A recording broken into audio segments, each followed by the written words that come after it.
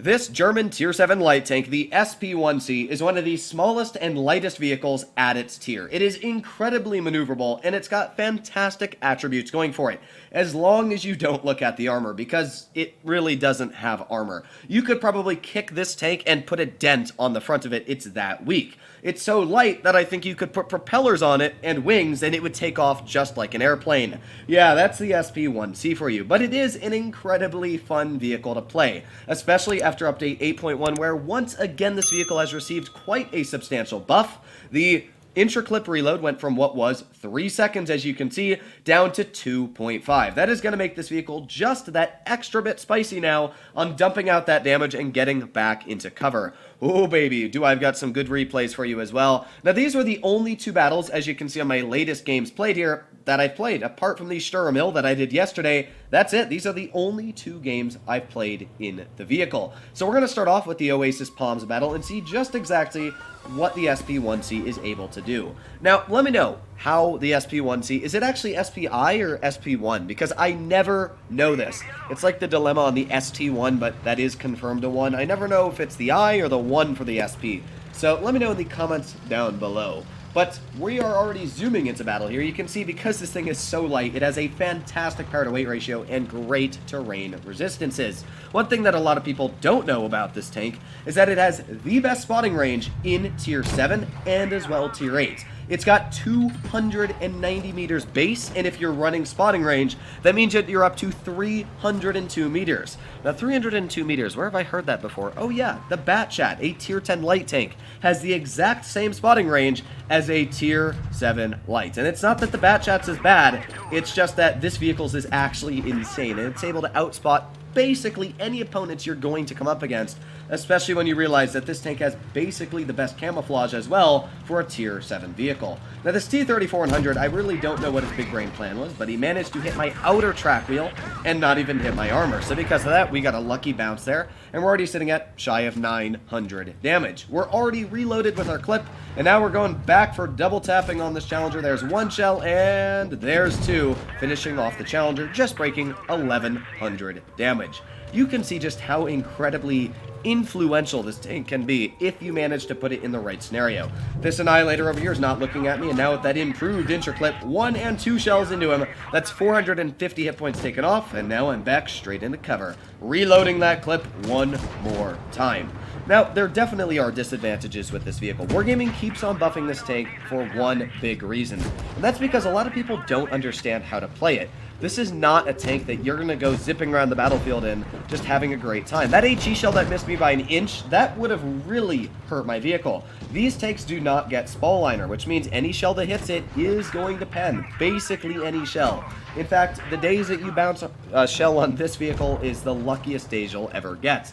So because of that, you basically play this like a Tier 6 tank destroyer, not a Tier 7, because, you know, Tier 7 tank destroyers, you can get away with some pretty sneaky things. Yeah, no, this vehicle, you can't get away with anything sneaky. You have 1,000 hit points, a smasher can easily one-shot you. So when I play this tank, you'll see I always wait. I wait patiently, and then I sneak up on my opponent, and I shoot them until they're dead. And there you go, we're already sitting at 3,200 damage this battle. It's quite incredible how quickly this thing picks up damage, because it didn't seem like I did all that much this game, but yep, now we got the SU-100Y. There's one, there's 2 shells into him, 3,655 damage now. And are we going to be able to get any more damage out this game? Well, I'm hoping that this KV-2 misses his shot. Is he going to? Oh, baby, he does. And with that, we're going to snap a shell into the rear of the SU-100Y. And maybe, just maybe, we're going to be able to climb this hill quick enough to get a shell into the T-3485. Put on my auto aim and yeet! There you go. 3,942 damage in the first game played in this vehicle today. And that was a perfect game to show what you can do with that insane mobility. Now, for all of you saying in the chat, oh, Droodles, you didn't show a Tier 8 game, well, you're in luck, because the second game in this vehicle was a Tier 8 battle. Sure, it wasn't all Tier 8 vehicles, but you're still going to see how I play this tank against Tier 8s. Again, I'm going to stay very, very careful in the beginning of this battle. This is literally the weakest vehicle you'll ever play tier for tier. Not weakest as in, you know, weak, bad tank, but weak as in the form you are literally weak. everything will pen you. It doesn't matter what is aiming at you. AMX 1357s will have the easiest day ever cutting through this armor. So because of that, I've got to be extremely careful even against AMX 1357s, or, even against tier 6 vehicles, because I don't have that many hit points, and they're going to hurt a butt ton. So there we go. We got 2 misses on that AMX, and I'm like, well, shoot. So right now I'm thinking, well, what am I going to do? I actually might be running armor on this vehicle now that I think about it. 1,000 hit points. I feel like it's supposed to be 1,060. Yeah, I should probably fix that. Good job there, Droodles, but either way, we're doing okay this game so far. I haven't been shot myself, and we were easily able to spot the AMX 1357 crossing. And now we've noticed the Defender Mark I is shooting my teammate in the Smasher. I counted 1, 2, 3 shells there, and I don't know if he fired his 4th, but either way, there you go. 403 hit points dumped off that guy. A massive low roll on the second shell, but that's how quickly 400 damage can come out of this vehicle. It's a tier 7 light tank, and it has the deadliness of a tier 8 tank destroyer. Here we go, we got the AMX 1357, and there's 1 shell into him, and there's 2. That's right, now we're at 850 damage. Stop the guy from getting any further by ramming him. And now we're at 911 damage. Let's keep on pushing here. We've cleared both of their light tanks, which is great. Obviously, I don't want to deal with either of them, and they were in platoon, which means they could have literally double-clipped me and just taken me straight out of the battlefield. So, good thing I cleared those tanks. One thing you always need to clear, especially in a vehicle like this that has basically no armor, but all view range and camo, is other tanks that can spot you. An AMX 1357, sure, it might not have as good camo and as good view range, but it's still going to have a heck of a lot easier time spotting me than, let's say, a vehicle like the M7 Yo or, a WZ-120. So that's one thing that's great. So already I'm instantly reloading my clip. I don't know what that VK100 is planning on doing, and I don't really know what the entire enemy team's doing. I got to be extremely careful right now. There is the Yo, and fun fact, I wasn't spotted by that Yo until I fired. That is how good the camo is on this vehicle. Yeah, it's quite incredible. So we took another 400 hit points off of the Yo, then we got the VK168 in mid.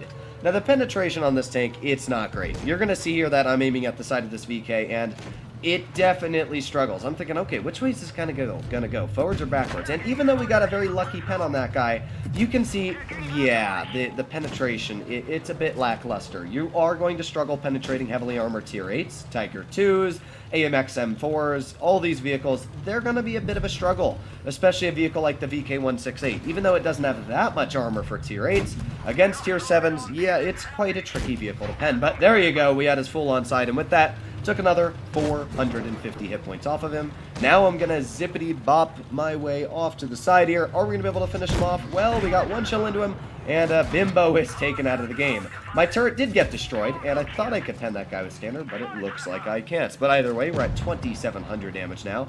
There goes the Vulcan from my Progetto 46. Thank you very much, teammate. And now all that's left is the WZ-120 GFT. This guy is an extremely deadly opponent. Obviously, that tank could actually one-shot me if it knows how to use high explosives, so I'm being careful. As soon as he turns his tank to the side, we get 1 shell into him, and we're going to load an HE. Bang! 3,183 damage dumped out by the SP1C. That was an incredibly strong game, and you can see again, even against tier 8s, if you're able to know how to play this tank, you've got support from your teammates, you can do an incredibly strong amount of damage. It's a really fun vehicle. The power to weight ratio is actually through the roof, and it's 24.8. And as I did say, the view range on this vehicle as well, it's, where is it, 302 meters. Again, if you look at tier 10 vehicles like the Bat Chat, the Bat is sitting at 302 meters. The Vickers Light has the most spotting range in the game, and that vehicle, well, that's actually a lot. That's 325. Wow, that's why the Vickers Light's so strong. But even then, this tier 7 light would outspot basically most tier 10 vehicles, and it's at tier 7, and it's got fantastic camo.